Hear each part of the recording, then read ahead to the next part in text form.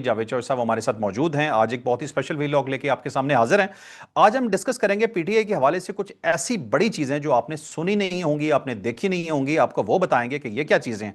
फिर आपको ये बताएंगे कि अमेरिका हमला करने जा रहा है या नहीं जा रहा है। अब बज़ाहिर तो आपको जो बयानात नजर आते हैं वो कुछ और होते हैं, लेकिन अंदर से कुछ ऐसी स्टोरीज हमारे पास आई हैं जिसके ब्याफ पे हम आपको ये बता सकते हैं कि आगे होने क्या जा रहा है। तो ये भी जानिएगा आज ही के वीलॉग में। फिर एक बहुत बड़ा सरप्राइज है। अब वो सरप्राइज क्या होगा वो आपको वीलॉग में आगे जाके बताएंगे।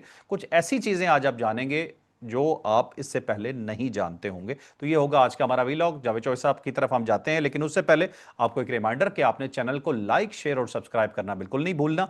वो जो पहले सब्सक्राइब कर चुके हैं उन्हें दोबारा जरूरत नहीं पड़ेगी हमारे उन नाजरीन को सब्सक्राइब करने की, लेकिन जिन्होंने नहीं किया वो जरूर कीजिएगा। और उसके अलावा हमारे तमाम लिंक्स को ज्वाइन करें। और चौधरी साहब से मैं स्ट्रेट जाकर ये पूछता हूं कि चौधरी साहब, जरा जो पहले अमेरिका के हमले की मेरा ख्याल हम बात कर लेते हैं कि आपको क्या लग रहा है, किस बिहाफ पे आप ये कह सकते हैं कि हमला होगा या हमला नहीं होगा।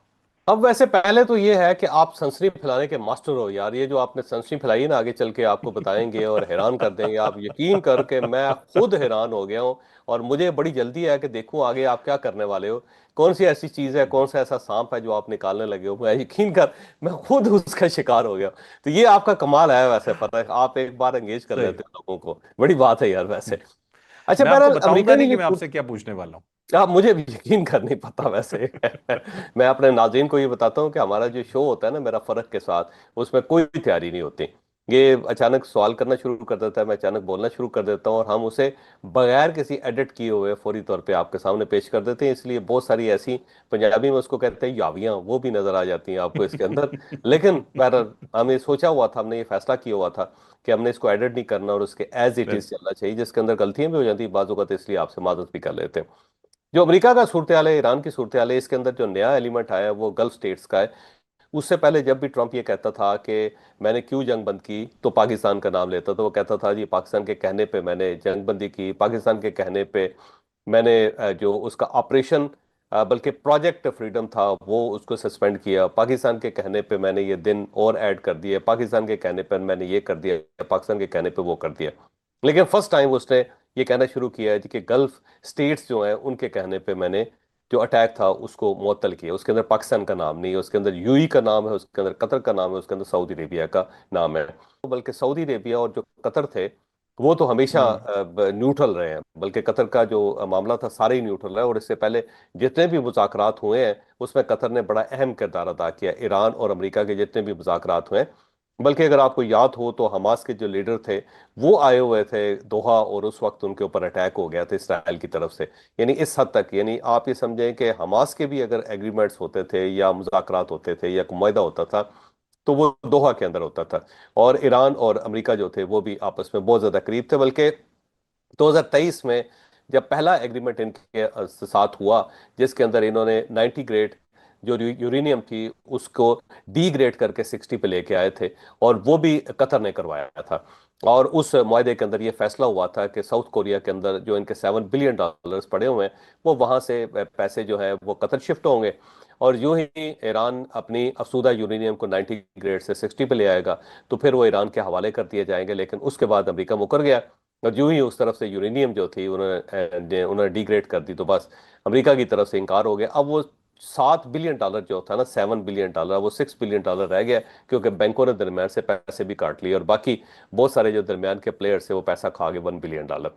बहरहाल एनी हो, उस वक्त कतर ने बहुत ज्यादा कोशिश की थी। तो कतर अपनी न्यूट्रलिटी जो है उसको बरकरार रखना चाहता है। इस पर कोई शक नहीं कि इस जंग के दौरान कतर के अंदर जो एयर बेस थे, जो नेवल बेस थे अमेरिका के, उनके ऊपर अटैक्स भी हुए। लेकिन इसके बावजूद कतर ने कभी भी ईरान के ऊपर हमला नहीं किया। तो ये उसकी एक अच्छाई है, और ईरान आज भी कतर को तस्लीम करता है। सऊदी अरब का जो मामला था उसमें पाकिस्तान दरमियान में था, और पाकिस्तान ने ईरान से ये गारंटी ली थी कि आप सऊदी अरब के ऊपर अटैक नहीं करेंगे। इसके बावजूद वहां पे अटैक्स हुए। और वो जो अटैक्स थे वो फिर आप समझे कि स्टेट एक्टर थे या नॉन स्टेट एक्टर थे या पासदारान थे, कुछ थे जिन्होंने अटैक कर दिए सऊदी अरब के ऊपर भी। लेकिन उसको सऊदी अरब ने न्यूट्रलाइज कर लिया, और उसके बाद दोबारा पाकिस्तान ने दरमियान में आके मामला सेटल किया, और सऊदी अरब से भी ये गारंटी ली थी कि आप भी या आपकी सरजमीन भी ईरान के खिलाफ इस्तेमाल नहीं होगे। तो वहां पे पाकिस्तान दरमियान में था। लेकिन यूएई के साथ जो है ईरान का बहुत पुराना फड्डा है। एक तो जो जजायर है, कुछ जजायर है जो इस वक्त भी ईरान के पास है। यूएई का क्लेम है कि ये हमारे जजायर है और ये अपना हुर्मस के अंदर है। और यूएई बड़ा पुराना इसके लिए लड़ रहा है कि जनाब ये हमारे जो जजायर हैं हमारे हवाले किए जाए। वो जजायर बड़े इंपॉर्टेंट है, वो अगर आज यूएई के पास होते तो ईरान की पोजीशन बहुत कमजोर होनी थी।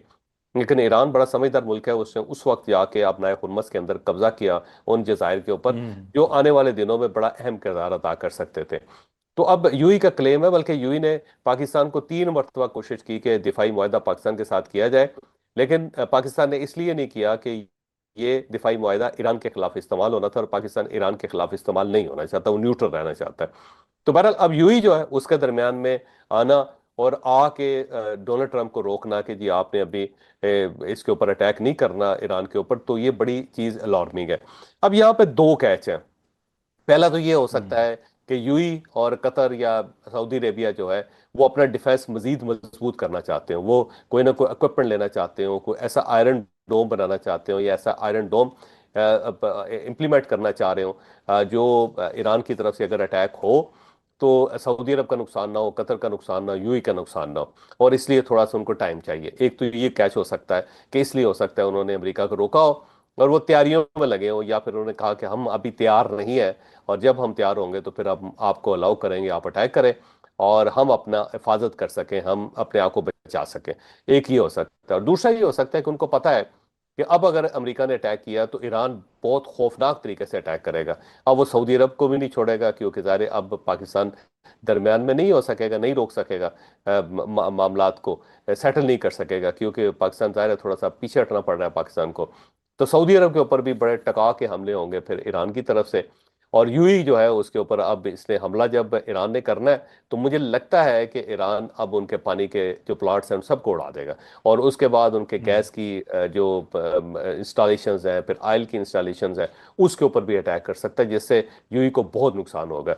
अब इस वक्त भी यूएई की जो सूरत हाल है वो बहुत ज़्यादा गंभीर है। आप अंदाज़ा नहीं कर सकते कि वहाँ एयरपोर्ट सुनसान है, वहाँ से इन्वेस्टर भाग गए हम्म। हुए हैं, और खाने पीने की जो अशिया है वो भी बड़ी किल्लत हो गई है, क्योंकि पूरा ट्रकों का एक सिलसिला जारी है, लेकिन वो इतना ज़्यादा कॉस्टली हो जाता है कि अब अगर आप यूएई जाएं, किसी भी उसके शहर चले हम्म। जाएं, आप अबू धाबी चले जाएं, आप दुबई चले जाएं, तो आपको खाने पीने की चीज़ें जो है वहाँ पे किल्लत महसूस होती है, और जो मिलती हैं वो बहुत ज़्यादा महंगी है।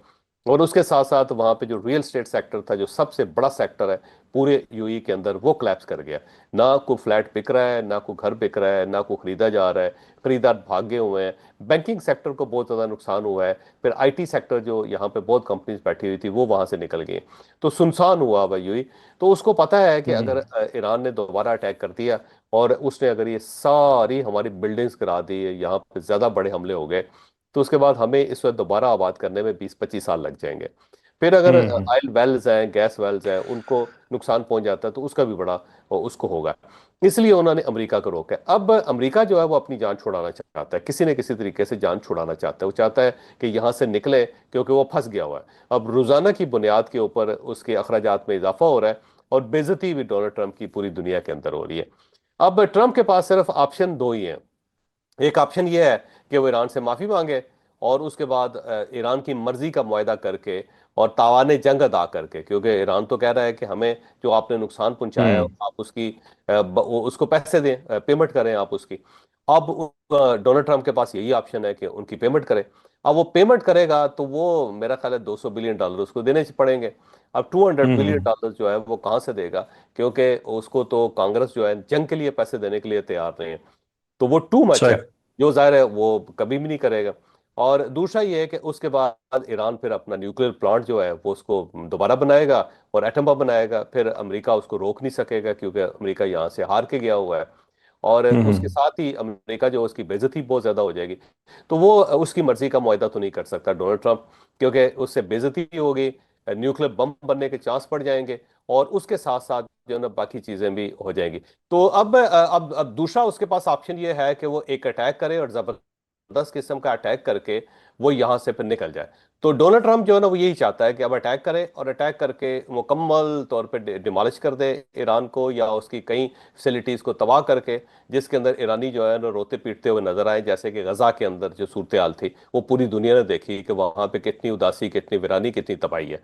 तो इस टाइप की तबाही करके वहां से फिर अमेरिका निकल जाए और कहे जी हम जा रहे हैं, अब अल्लाह हाफिज, आप जाने और आप नए हुरमत जाने। और फिर उसके बाद गल्फ स्टेट्स जो है ना उनको स्ट्रांग करे और वो कहे जी कि आप ईरान के ऊपर अटैक कर दें।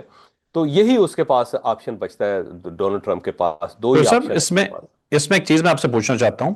इनफैक्ट दो चीजें हैं। एक तो यूई के हवाले से मैं आपसे जरा थोड़ा सा दोबारा एक चीज पूछता हूं कि यूई के कुछ की जो ज्यादा पिटाई हुई है जो ईरान ने की है, जो कुछ 2600 से ज्यादा हमले किए हैं ईरान ने उसके ऊपर, पासदान की तरफ से धमकियां गई हैं कि हम तुम्हें दोबारा रेगिस्तान में पहुंचा देंगे और बहुत शदीद किस्म का कि हम तुम पे कब्जा भी कर सकते हैं। यहां तक पासदान ने बोला है कि हम यूएई पे कब्जा कर लेंगे।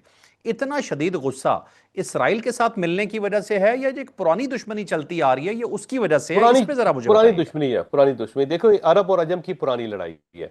ये रसूलुल्लाह सल्लल्लाहु अच्छा। अलैहि वसल्लम के वसाल के बाद से ये लड़ाई स्टार्ट हुई हुई है और ये बढ़ती चली गई है। बल्कि एक बड़ा दिलचस्प वाकया था कि जब मियां नवाज शरीफ साहब की हुकूमत थी 2015 में, तो उन्होंने ईरान और सऊदी अरब के दरमियान एक एग्रीमेंट करवाने की कोशिश की थी। और उस वक्त तारक फातमी साहब भी उनके साथ होते थे, इस वक्त भी प्राइम मिनिस्टर के साथ हैं वो। तो मैं भी उस वक्त में शामिल था जिसके जो पहले सऊदी अरब गया और उसके बाद ईरान गया। तो मैंने तारक फातमी साहब से पूछा कि क्या हम कर सकेंगे, क्योंकि आज तक तो बहुत लोगों ने कोशिश की है। खान लियाकत अली खान के दौर से लेके जुल्फ़िकार अली भुट्टो तक और फिर जनरल ज़ियाउल हक तक, उसके बाद शौकत तरीन तक, शौकत अजीज तक, सब लोगों ने एफर्ट किया है। बेनज़ीर भुट्टो साहब ने भी एक्शन की है। तो लेकिन कामयाब नहीं हुआ। तो क्या मियां नवाज शरीफ साहब कर सकेंगे? उन्होंने कहा जी, मियां नवाज शरीफ साहब ने मुझसे यही पूछा था और मैंने उनसे ये कहा था कि रसूलुल्लाह सल्लल्लाहु अलैहि वसल्लम के वसाल के बाद आज तक कोई नहीं कर सका। हो सकता है कि हम पहले लीडर हों या पहले मुल्क हो जो इस खलीज को ख़त्म कर सके। तो ये हम्म। पुरानी लड़ाई है अरबों की और अजम और अरब की, और ईरान और अरबों की लड़ाई जो बहुत पहले है। और ये सही। जंग जो थी, जंग कादसिया थी, जिसमें ईरान फतह हुआ था उमर फारूक रजी अल्लाह तआला अन्हु के दौर में। उस वक्त हम्म। से एक राइवलरी अरबों के और ईरानियों के अंदर मौजूद है। और ठीक है। दूसरा ये है कि जब ईरान बहुत ज्यादा ताकतवर था और बहुत अमीर था, तो उस वक्त वो बर्दाश्त कर रहा था इन स्टेट्स को, क्योंकि सारी गरीब स्टेट्स थी। यहाँ पे कुछ नहीं होता था, यहाँ पानी नहीं था, खेत नहीं थे, कुछ भी नहीं था। तो ईरान की तरफ से कोई ज्यादा एक्टिविटी नहीं होती थी। लेकिन फिर उसके साथ साथ उसने देखा कि ईरान जो है वो कमजोर से कमजोर होता चला गया। उसके एयरपोर्ट वीरान हो गए, उसकी पोर्ट्स वीरान हो गई। हम्म। और उसके सामने 7 स्टेट्स जो हैं उन्होंने अपनी पोर्ट्स बना ली और वहां से बड़े बड़े जो हवाई अड्डे बन गए। और फिर वहां से जो फ्लाइट्स हैं मशरक से मगरब को कनेक्ट करने वाली वो बन गई। और यहाँ पे जो हम्म। दौलत की फरावानी होगी, तो ईरान इसको बर्दाश्त नहीं कर रहा। ईरान ये ठीक है। चाहता है कि ये सारी जो बहारें हैं वापस ईरान के पास आए। जो आज गल्फ स्टेट्स की सूरत हाल है, इससे पहले ईरान के पास ये सारे असासे होते थे। ईरान ऐसा होता था शाह ईरान के दौर में। तो वो जो ईरान है वो जाहिर है इनको एक्सेप्ट करने के लिए तैयार नहीं। ये भी एक्सेप्ट करने के हम्म। लिए तो तैयार नहीं है, क्योंकि उन्हें पता है कि सही। अगर कोई हमें डेंट डाल सकता है तो वो ईरान डाल सकता है। तो ईरान और इनका इनकी इनकी ये सूरत हाल है। मुझे ठीक लगता है है। कि डोनाल्ड ट्रंप अटैक करेगा। अटैक करने के अलावा उसके पास ऑप्शन कोई नहीं है। अगर वो और कोई अच्छा ऑप्शन। सर, एक सिनेरियो आपने और बताया कि अटैक करके वो निकल जाएगा, लेकिन पूरे खित्ते में खलीज के जितने भी ममालिक हैं इसमें अमेरिकन जो हैं इनके अड्डे हैं। अगर ये यहाँ से अपने ये जो शिप्स हैं इन्हें लेके चला भी जाता है तो ईरानी तो उन अड्डों को नहीं छोड़ेंगे, वो तो उड़ा देंगे उन अड्डों को फिर। और तबाही तभी आएगी। क्या लेकिन करेंगे? जब डोनाल्ड ट्रंप अटैक करेगा ना, तो पूरा हफ्ता करेगा, तकरीबन 10 एक दिन, और वो इंश्योर करेगा कि उसके बाद मिसाइल्स जो है ना वो फैसिलिटीज खत्म हो जाए ईरान के पास। यानी ईरान जो है ना अच्छा। अटैक करने के काबिल ना रहे। तो वो उससे पहले इस तरह पूरी कोशिश करेगा।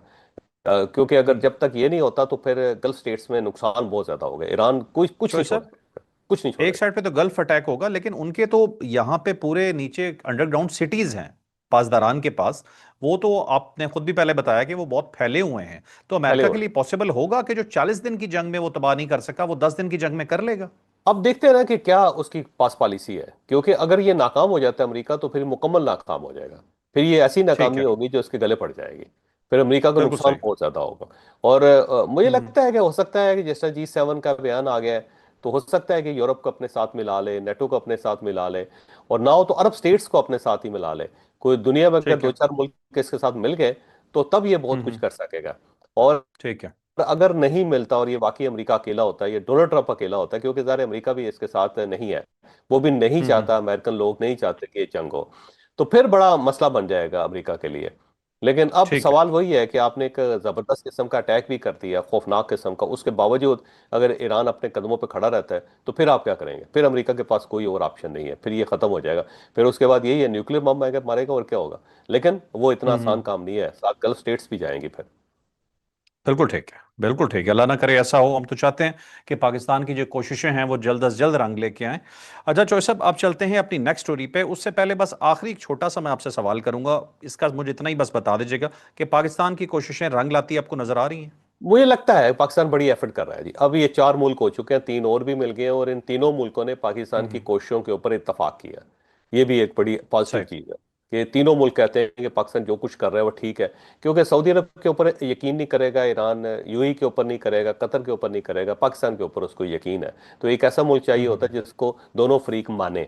तो दोनों फरीक जो है ना हम्म। पाकिस्तान को मान रहे हैं। बिल्कुल ठीक है, चलें। अब चलते हैं जी अपने सेकंड टॉपिक पे। बड़ा इंपॉर्टेंट टॉपिक है ये भी जी, कि पीटीआई की पॉलिसी के हवाले से मैं बात करूंगा चौधरी साहब से, कि पीटीआई की पॉलिसी में कुछ चीज़ें हमें समझ नहीं आ रही। खासतौर पे मतलब कुछ चीज़ें ऐसी कि आपको कभी भी किसी चीज़ से इख्तलाफ हो तो आप फौरी तौर पे इतना बड़ा बयान दे दे जो मुल्क के खिलाफ हो, ये बात बिल्कुल समझ में नहीं आती। फिर दूसरी साइड पे आप अपनी सियासत में तो नरम गरम आपका चल ही रहा है कि कभी सख्त बयान हो गया, कभी अच्छा बयान हो गया आपकी तरफ से। लेकिन जो दूसरी साइड पे पॉलिसी है कि जैसे कोई एक मैसेज कन्वे किया जाता है डाउन द लाइन, और आपके सोशल मीडिया जो वॉरियर्स हैं वो उसे कॉपी करते हुए किसी की इज्जत की परवाह नहीं करते, चीथड़े उड़ा के रख देते हैं, ये सोचे समझे बगैर कि यही अटैक अगर आप पे होगा तो आप बर्दाश्त नहीं कर पाएंगे। तो ये पॉलिसी क्या पीटीआई ने खुद बनाई है या कोई बाहर के एलिमेंट्स भी इसमें शामिल हो चुके हैं जो पाकिस्तान को नुकसान देना चाहते हैं? तो मैं चौधरी साहब से जानता हूं कि ये क्या हो रहा है। असल में पाकिस्तान तोड़ने का जो नारा है ना, ये बड़ा पुराना नारा है, और उस दौर में हो सकता है ये मुमकिन भी हो।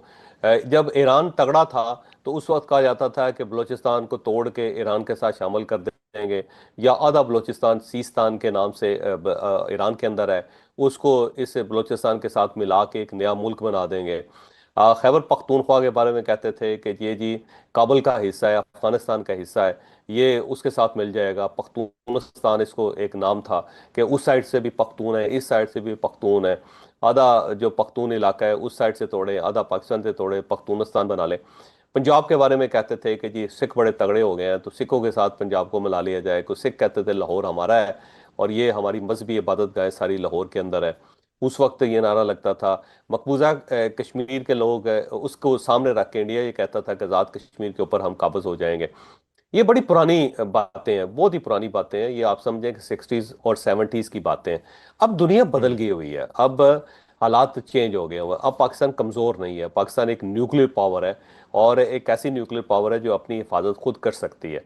तो अब ये ज़माने अच्छा। गुजर गए हुए हैं। दूसरा, जिन जहां तोड़ के जाना था वो उनके अपने हालात बहुत ख़राब हैं। मसलन ये जो कह रहे हैं ना कि जो चीफ मिनिस्टर खैबर पख्तूनख्वा है, सुहेल अफरीदी साहब, वो ये कह रहे हैं कि आप पाकिस्तान तोड़ना चाहते हो तो भाई पाकिस्तान को अगर आप तोड़ लेंगे, अगर आप पख्तूनिस्तान बना लेंगे या आप खैबर पख्तूनख्वा को अलग कर लेंगे तो जाएंगे कहाँ आप? क्या आप हम्म। अफगानिस्तान के साथ मिलेंगे? तो अगर तो आप अफगानिस्तान के साथ मिलना चाहते हैं तो ये शौक पूरा कर लें। बल्कि चाहिए ये है कि पाकिस्तान तहरीक इंसाफ के कुछ लोग जो है ना, 1001 लोग जो इस वक्त बड़े वारियर हैं, उन सबको अफगानिस्तान भिजवा दिया जाए। उनसे कहा जाए कि आप पहले जाके वहां पर रैकी कर लें, और क्या रहने के लिए जगह ठीक है और क्या ज़बरदस्त किस्म के मकामात हैं और हम इंजॉय कर सकते हैं लाइफ को। अगर वो मुतमईन हो हम्म। जाएं तो फिर उसके बाद अफरीदी साहब से कहें कि ठीक है जी बिस्मिल्लाह करें, फिर आप मिल जाएं अफगानिस्तान के साथ, काबुल को अपना कैपिटल बना लें और रहें आप, फिर हम्म। यशी करें, फिर आप बड़े मज़े ज़िंदगी गुजारें। क्योंकि वहाँ पे जो इस्लाम की सही तशरीह है वो तो वहाँ पे हो रही है। एक इस्लामी हम्म। स्टेट बनी हुई है, अमारात इस्लामी, तो आप फिर उसको एंजॉय करें। तो मेरा नहीं ख्याल कि ये बात कोई ऐसे हो सकती है, ये फिजिबल है। ये ऐसे नारे हैं, और जब भी ये जरा एग्रेशन में जाते हैं तो इस टाइप के दावे करना शुरू करते हैं, फौज के खिलाफ नारा लगाना शुरू करते हैं, पाकिस्तान के खिलाफ नारा लगाना शुरू कर देते हैं, और आलमी ताकतों को दावत देना शुरू करते हैं कि आप पाकिस्तान आ जाए।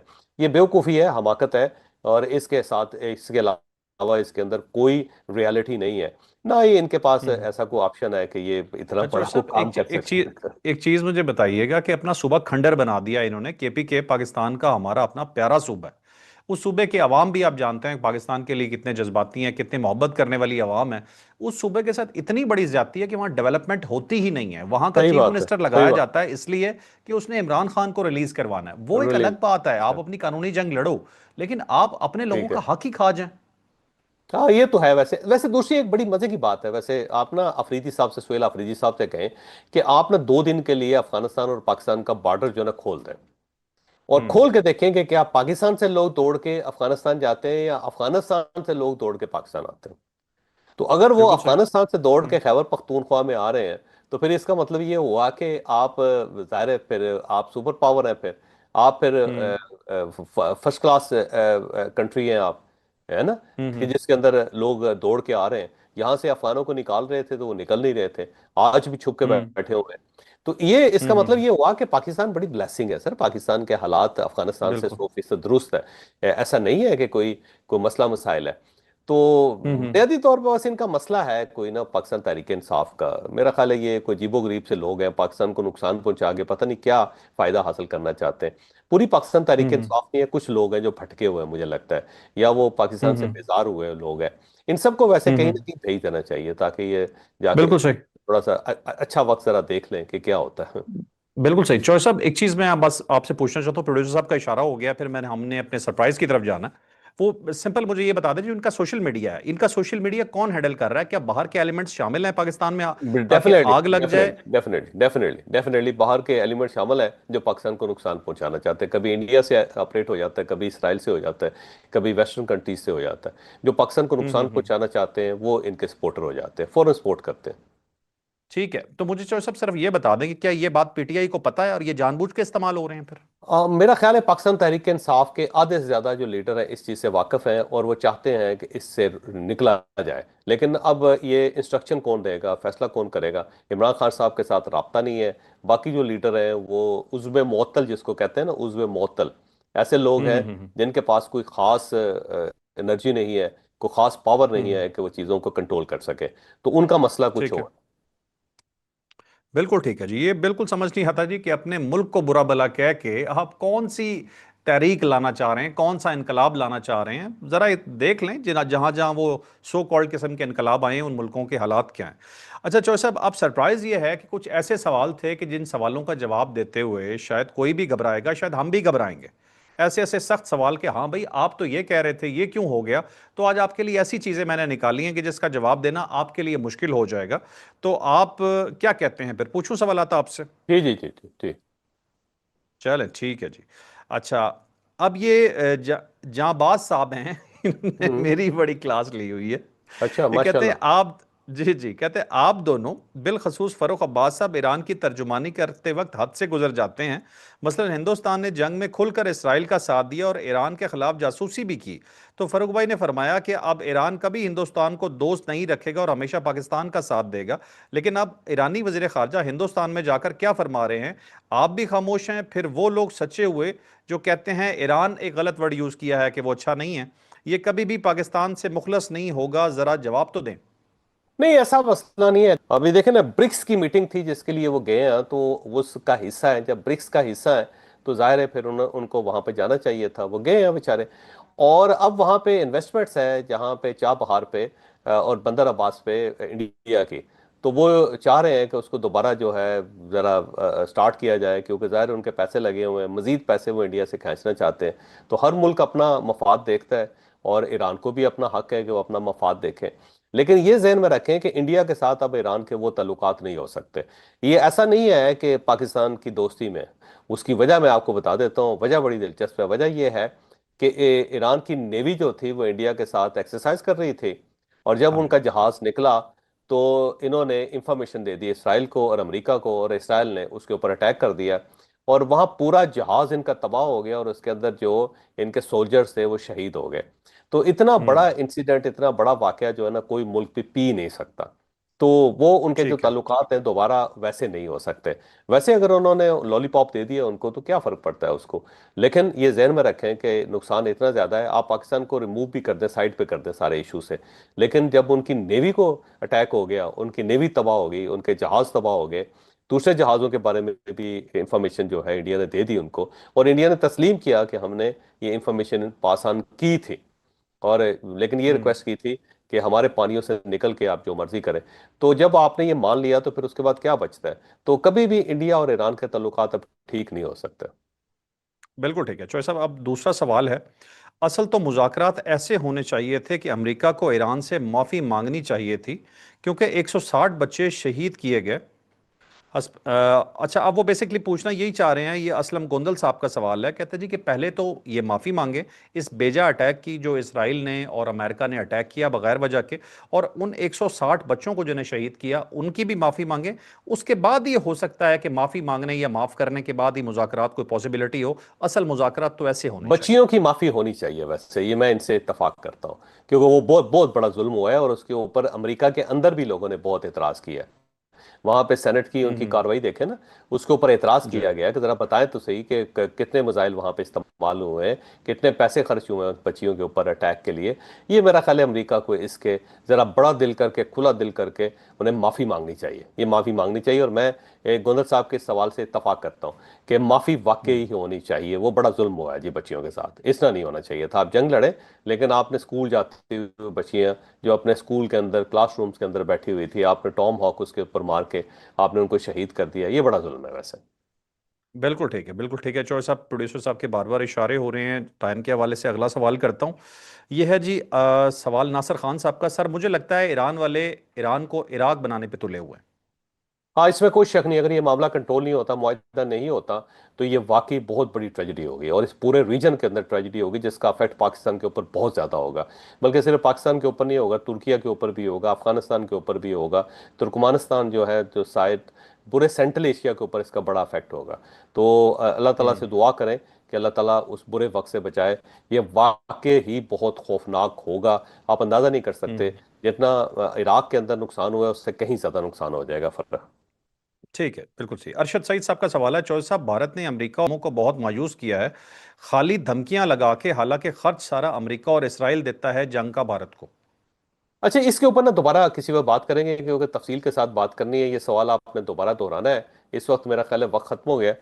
तो इजाज़त ठीक है। लेते हैं, और उसके बाद अगला जो वीलॉग होगा उसके अंदर किसी वक्त हम इस सवाल को दोबारा रखेंगे। सवाल बड़ा इंपॉर्टेंट है, हम्म। और ये बड़ा तफसील के हम्म। साथ बात होनी